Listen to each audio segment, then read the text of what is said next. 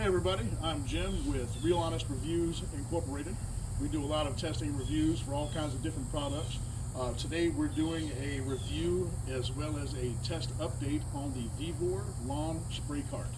That's VEVOR, V-E-V-O-R, see right here on the label. Now this is a pretty good piece of machinery. The orange metal frame, everything that's metal is put together really well. The nuts and bolts and everything all fit. All the pieces came that we needed to make this thing work. We used it on a 2-acre property. Now, the big thing about this is alongside the metal frame, the casters, the wheels and the casters and all that, these are all heavy duty. So they worked really well in a pretty rough terrain property. So these took a real beating. They've taken a couple of beatings, to be honest with you. But these are good casters and these are good wheels. This is a good frame. Everything's good about this except for one thing. Well, two actually. This hose right here that carries the liquid through the pump and then ultimately to the hose is super, super thin. So what happens is this crimps and kinks super easy because it's way flimsy. So we're going to replace this with something a little better, a better gauge tube, if you will. Something a little bit better as far as thickness and maneuverability. So anyway, the other thing that I was a little concerned about, and that still kind of remains a concern, would be this hose. So this hose, if you look at it, it's not that thick. It's kind of flimsy, to be honest with you. And there's, huge opportunity for this to kink up on you.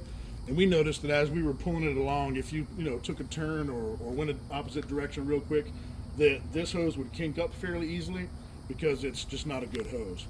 So we would recommend probably replacing the hose as well. Now that's that. Now as far as the wands go, they give you a bunch of different wands. You get 2 different metal wands, you get a plastic wand, and you also get a whole bunch of different attachments to attach to this.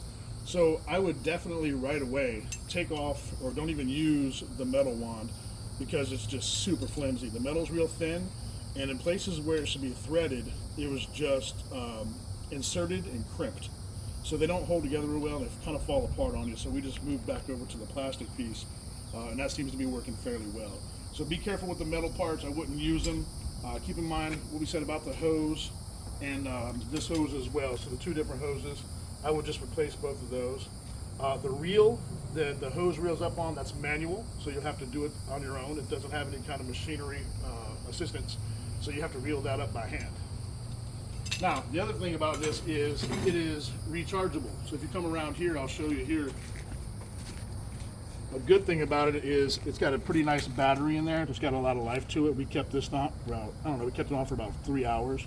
No problem. Here's how you turn it on here. You just flip this switch, you turn that dial, it controls high or low, and that'll be your spray output.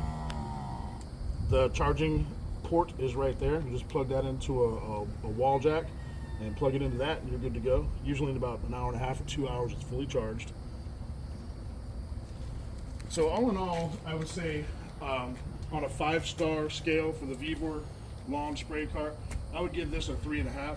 And that's only because there's so many things that you're going to have to replace probably after your first or second usage. So just keep that in mind. If you're okay with replacing that kind of stuff, go ahead and grab it, because other than that stuff that we talked about as far as the hoses and the wands go, it's a good buy. But still, 3.5 out of 5, and that's a review on the VEVOR. Thanks, guys.